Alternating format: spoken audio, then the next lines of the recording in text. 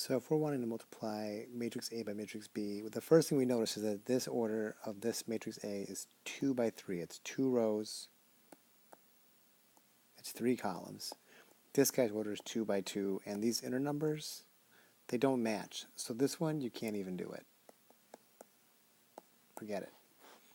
The next one, though, matrix B is a 2 row by 2 column matrix, and matrix A is a 2 row by 3 column matrix. So since these inner numbers do match, we totally can get an answer, and the answer is going to be a 2 by 3 matrix. So what I'm going to do next is just kind of draw out a rectangular array that'll fit probably a 2 by 3 set of answers, and let's just kind of go through and see how this works.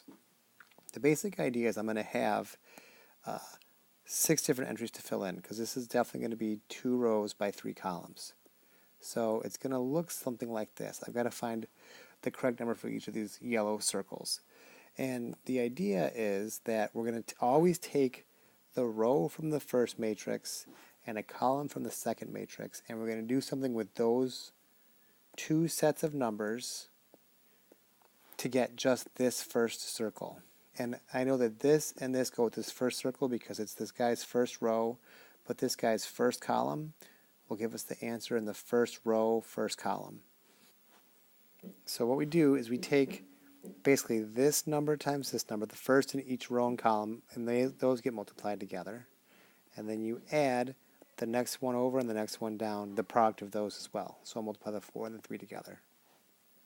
And that becomes negative 2 plus 12, which makes 10. So this very first entry is going to be 10.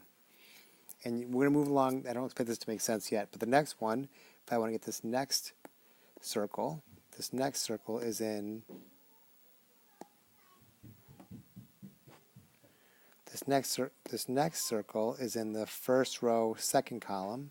So I'm going to use the first row, second column. This row, this column.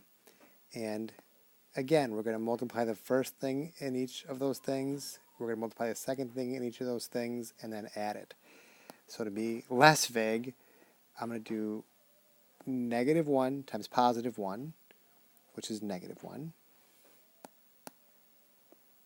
And add to it, go to the next number over, go to the next number down, multiply those together. They make negative 8. Add those together, it makes negative 9.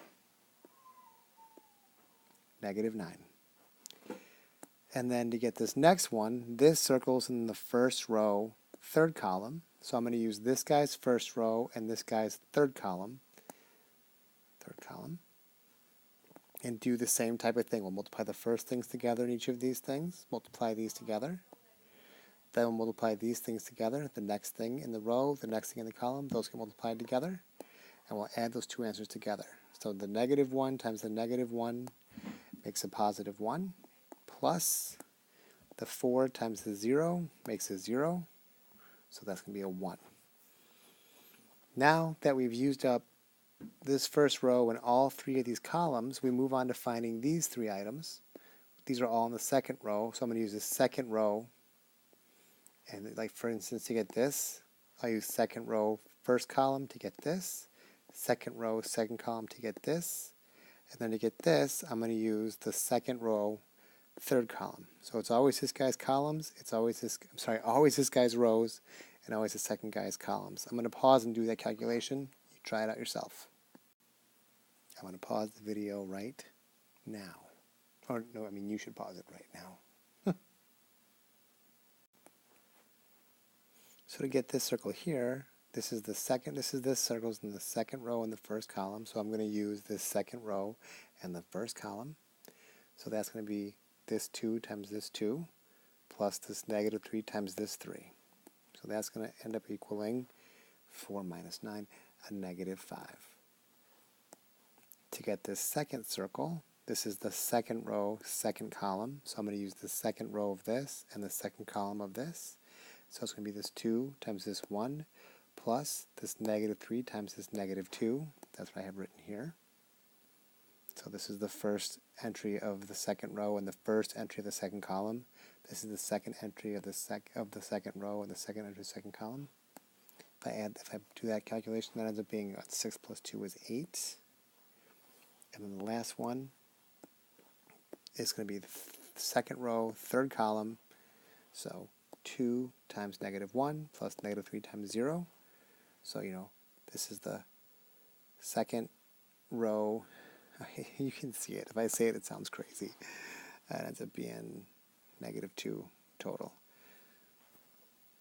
So I know that seems a little bit insane, but when you see what these are actually used for, which you don't get to see till much later, unfortunately, like there are a lot of business applications, a lot of computer app applications, it does make a lot more sense. But we don't have time to get into all that, unfortunately, so that's the mechanics of it. Try the next one and then watch the video and see how it goes. Good luck.